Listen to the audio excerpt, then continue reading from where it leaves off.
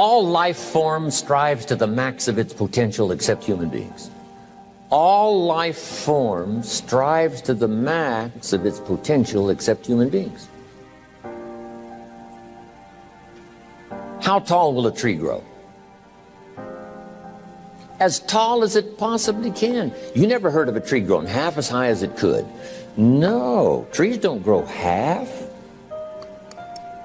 A tree drives its roots as deep as it can, reaches as high as it can, produces every leaf it can, every fruit it possibly can. To the max. Every life form strives to the max, except human beings. Now, why not human beings? Jot this down. You've been given the dignity of choice. You're not a robot.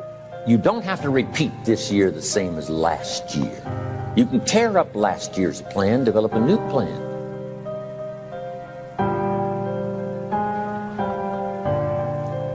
So, the dignity of being a human being. Now, here's the choice on being a human being. To be part of all we were meant to be, or to be all. To strive for all, or half, or part, or some. The choice is up to you.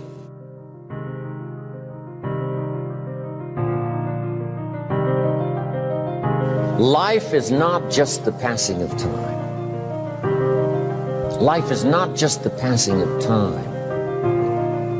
Life is a collection of experiences, their frequency,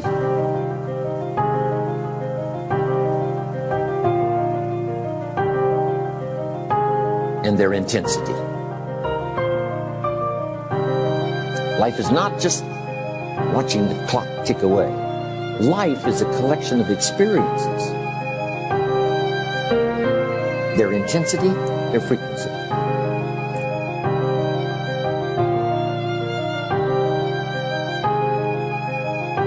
When should you start the day? As soon as you have it finished. Plan the day the best you can, leaving plenty of room for improvising and surprises and all the stuff that happens during the course of the day. But if you've planned a good, productive day, now you start that day, you can't believe how much more valuable your time will be. Don't start the day until you have it finished. Now here's the next one. Don't start the week until you've had it finished. Now to lay out a week is a pretty good challenge.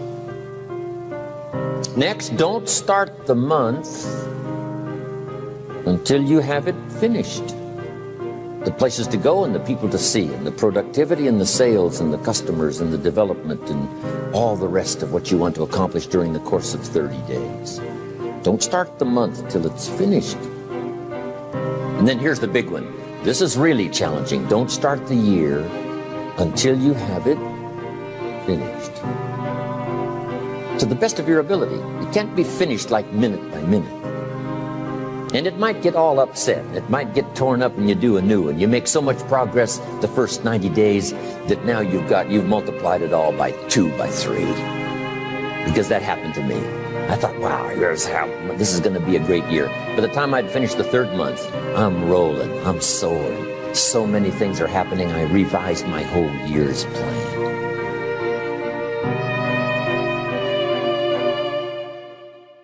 I got better. I got better day by day and week by week and month by month. And I'm asking you to do the same thing until you can develop a long arm and a long reach.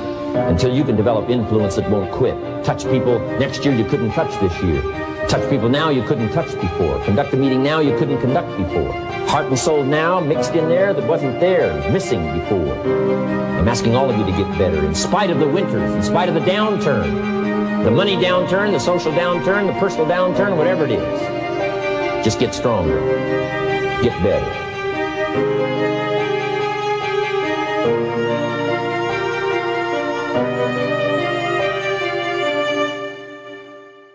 I'm asking you to drive worry into a small corner. You gotta worry some. All this negative stuff serves some purpose, but the key is for you to be the master, not the servant.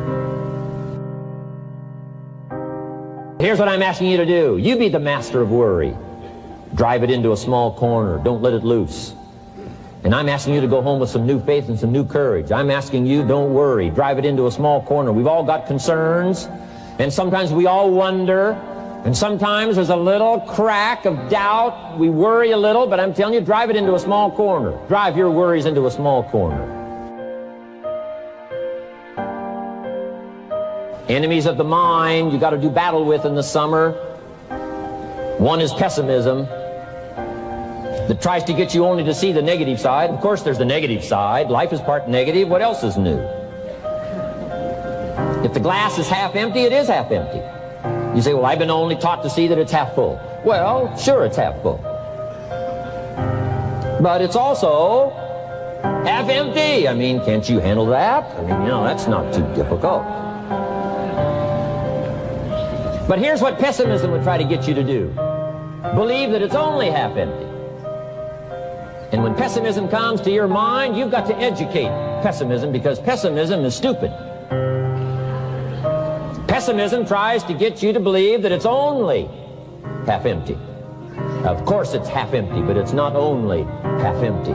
It's also half full.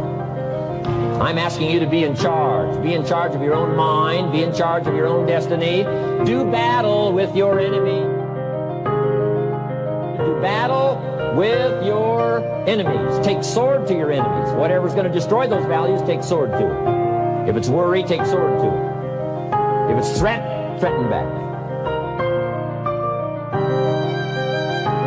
Take your harvest and all that comes your way with full responsibility. Don't complain.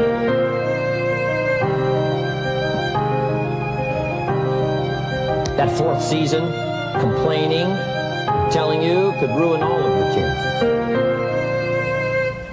Complaining sometimes starts as an infection. If you don't take care of it, it becomes a disease. Do battle with it.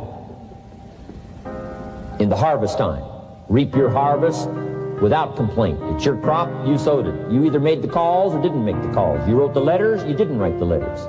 You were steady or you weren't steady. You did it or you didn't do it. You put together a good day or you didn't put together a good day. Take responsibility when the harvest time finally comes and say, hey, it's my crop. Got to take responsibility for it. I do not complain. I'm asking you to be touched with the smallest of people's challenges. Don't just be touched with the challenge. I'm asking you to be touched with the problem. Let people's problems get to you. Let people's problems touch your heart this year like never before. Be touched. Let life touch you. Don't let it kill you, but let it touch you. The problems that are out there, people struggling with their economy, struggling with their health, struggling with their future, I'm asking you to let that get around your heart. Let it do something to you. Don't go untouched. Don't go unmoved. When you walk out of here, open yourself up. Don't build up the walls. The same wall that keeps out disappointment keeps out happiness and opportunity. Take the walls down. Let yourself be touched by what's going on out there. Let sad things make you sad, as well as happy things make you happy. Let your heart get touched. What a next year you could have if you pay more attention this year. Soak it up, gather it up, and reflect at certain times what's going on and what's happening. And this year will take a more powerful place in your experience. People will not believe the words you've chosen. They will not believe the heart and soul that you've mixed with words. They won't believe the power you've got. We've got this extraordinary opportunity now. Let us not keep it. Let us share it. Let us reach out with a long reach, a strong reach, an unprecedented reach. Let us reach out and touch people not just with our opportunity. Let's touch people with our lives. Let's touch people with our experiences. Let's touch people with our heart and soul. But here's what I did. I worked around the clock, so that I would make up in numbers what I lacked in skill. When you're new, you make up in numbers what you lack in skill. Now, when you become more skillful, the numbers can go down. But at first, if you want to compete or if you want to really get good, you've got to put in the numbers. I'll tell you what's really going to serve you well, and that's the excitement you feel inside that isn't even probably expressed on the outside, the excitement that runs deep, the excitement that stirs commitment, the excitement that stirs courage. Give me the chance, and I will get the job done. That kind of excitement.